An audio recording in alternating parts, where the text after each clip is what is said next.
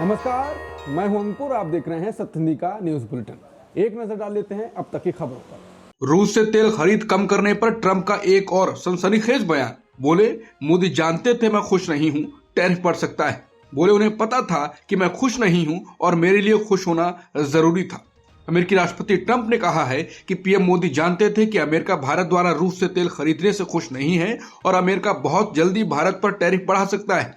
Trump ने कहा कि वो मुझे खुश करना चाहते थे। मोदी अच्छे इंसान हैं, उन्हें पता था कि मैं खुश नहीं हूं और मेरे लिए खुश होना जरूरी था। वो हमारे साथ व्यापार करते हैं और हम बहुत तेजी से उन पर टैरिफ बढ़ा सकते हैं, इससे उन्हें बहुत नुकसान होगा। ट्रंप ने यह बयान भारत द्वारा अब रूस से कम तेल खरीद पर दिया है। रूस से तेल खरीद पर अमेरिका का भारत को सख्त संदेश। रूस से तेल खरीदने वाले देशों पर 500% टैक्स की चेतावनी। सीनेटर लिंडसे ग्राहम ने बताया, भारत कैसे दबाव में है। ट्रंप के साथ मौजूद अमेरिकी सीनेटर लिंडसे ग्राहम ने कहा कि भारत पर लगाए गए टैरिफ ही मुख्य वजह है कि अब भारत रूस से काफी कम तेल खरीद रहा है। ग्राहम ने यह भी बताया कि उन्होंने एक ऐसा बिल पेश किया है जिसमें उन देशों पर 500% तक टैक्स लगाने की बात है जो रूस से तेल खरीद रहे हैं। ग्राहम ने कहा कि रूस यूक्रेन युद्ध खत्म कराने के लिए रूस के ग्राहकों पर दबाव डालना जरूरी है। ट्रंप ने भी कहा कि प्रतिबंध रूस को बहुत नुकसान पहुंचा रहे हैं और फिर भारत का जिक्र किया। ग्राहम ने कहा कि मैं 1 महीने पहले भारतीय राजदूत के घर गया था और वो बस यही कह रहे थे कि भारत अब रूस से कम तेल खरीद रहा है और क्या आप राष्ट्रपति से टैरिफ हटाने की बात करेंगे। भारत ने रूस से तेल आयात बढ़ाया, हिस्सा 35% तक पहुंचा। अमेरिका से तेल आयात भी 7 महीने के उच्चतम स्तर पर। टैरिफ डील में देरी के बावजूद भारत ने ऊर्जा सुरक्षा बढ़ाई। भारत ने नवंबर 2025 में रूस से तेल आयात बढ़ाकर 6 महीने के उच्चतम स्तर पर पहुंचा दिया है। सरकारी आंकड़ों के अनुसार रूस का हिस्सा भारत के कुल तेल आयात में 35% तक पहुंच गया है। इसी समय भारत ने अमेरिका से तेल आयात भी बढ़ाया है। नवंबर में अमेरिकी तेल आयात का हिस्सा भारत के कुल आयात का लगभग 13% रहा, जो 7 महीने का उच्चतम स्तर है। मुस्तफिजुर को टीम से बाहर करने पर ओवैसी बोले, शेख हसीना को भी वापस भेजो। ओवैसी बोले, पहलगाम हमले के बाद भी पाकिस्तान से क्रिकेट, लेकिन मुस्तफिजुर को लौटाया गया। बोले, यह फैसला खेल नहीं बल्कि राजनीति से प्रेरित लगता है।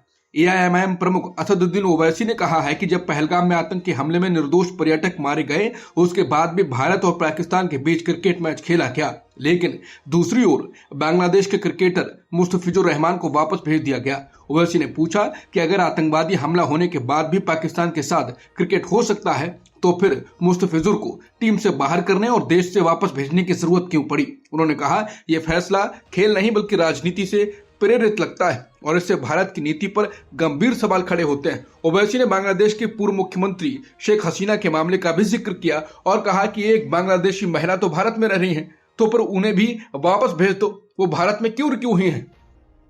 T20 वर्ल्ड कप से पहले बड़ा धमाका, बांग्लादेश ने भारत आने से किया इनकार। बीसीबी ने आईसीसी से कहा, हमारे मैच भारत से बाहर कराए जाएं।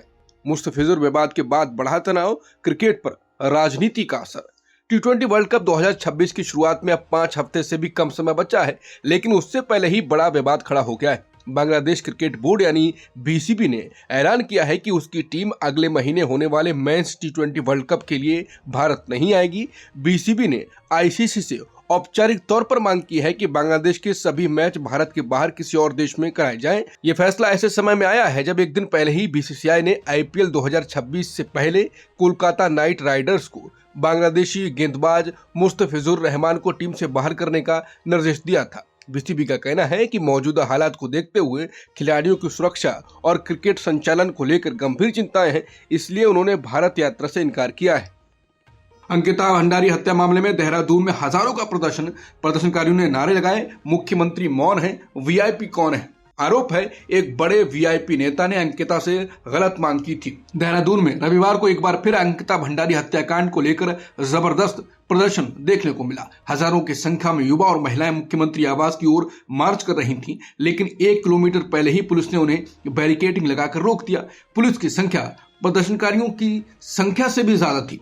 26 साल की स्कूल टीचर शालिनी ने कहा, ये दृश्य उन्हें उत्तराखंड राज्य आंदोलन की कहानियों की याद दिला रहा है जो उन्होंने अपने माता पिता से सुनी है। राज्य बने 25 साल हो चुके हैं, लेकिन लोग आज भी न्याय और जवाबदेही की मांग कर रहे हैं। देहरादून के साथ साथ टिहरी, गढ़वाल और अल्मोड़ा में भी प्रदर्शन हुए।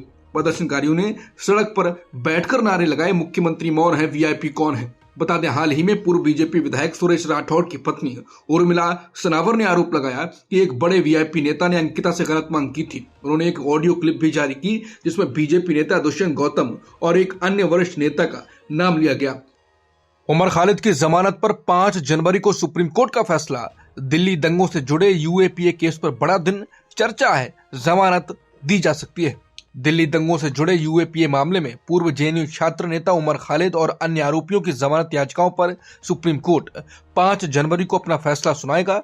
ये मामला फरवरी 2020 में हुए दिल्ली दंगों की कथित बड़ी साजिश से जुड़ा है, जिसमें उमर खालिद समेत कई लोगों पर गंभीर आरोप लगाए गए हैं। उमर खालिद इस केस में लंबे समय से जेल में बंद है और उनकी जमानत याचिका पर देश भर की नजरें टिकी हुई है। वरिष्ठ पत्रकार नरेंद्र नाथ मिश्रा का कहना है कि उमर खालिद बिना किसी ट्रायल के 5 सालों से जेल में बंद हैं। सुप्रीम कोर्ट ने इस बार सुनवाई में संकेत दिया है कि जमानत दी जा सकती है।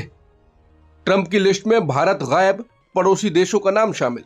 120 देशों की वेलफेयर रिपोर्ट जारी, भारत बाहर। अमेरिका में इमिग्रेशन नीति पर फिर बहस तेज।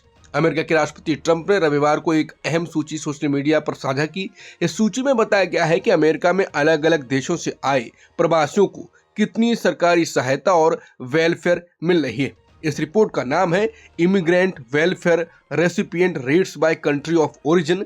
इसमें दुनिया के करीब 120 देशों और क्षेत्रों के नाम शामिल हैं। दिलचस्प बात यह है कि इस सूची में पाकिस्तान, भूटान, चीन, बांग्लादेश और नेपाल जैसे भारत के पड़ोसी देश शामिल हैं, लेकिन भारत का नाम इस सूची में शामिल नहीं है। हालांकि अमेरिका में रहने वाले भारतीय मूल के लोग वहां की बड़ी एथनिक आबादियों में सबसे ज्यादा कमाई करने वालों में शामिल हैं।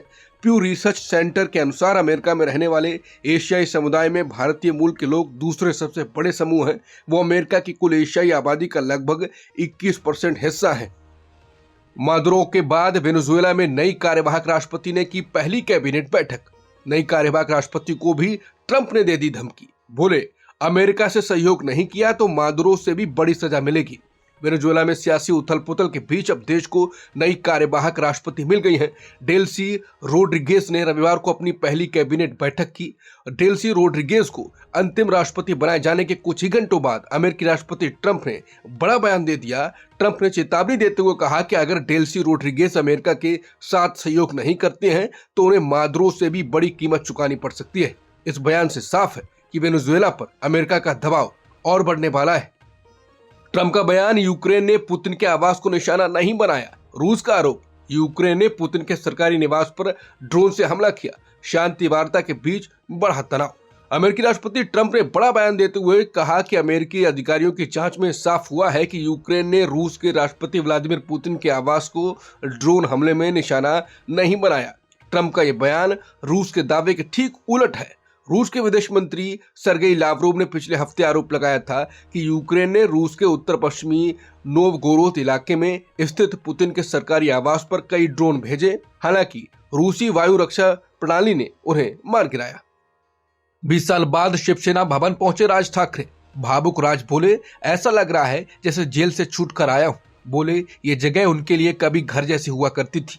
महाराष्ट्र नवनिर्माण सेना के प्रमुख राज ठाकरे करीब 20 साल बाद शिवसेना के मुख्यालय शिवसेना भवन पहुंचे। इस मौके पर राज ठाकरे काफी भावुक नजर आए और उन्होंने इसे अपने लिए एक भावनात्मक अनुभव बताया। मीडिया से बात करते हुए राज ठाकरे ने कहा कि मुझे ऐसा लग रहा है कि जैसे मैं 20 साल बाद जेल से बाहर आया हूं, क्योंकि हर कोई मुझसे यही पूछ रहा है कि इतने साल बाद यहां आकर कैसा लग रहा है। राज ठाकरे ने कहा कि शिवसेना भवन से उनकी जिंदगी की बहुत गहरी यादें जुड़ी हुई हैं। उन्होंने कहा ये जगह उनके लिए कभी घर जैसी हुआ करती थी। अब तक की खबरों में इतना ही। बाकी खबरों के लिए बने रहिए सत्य हिंदी के साथ।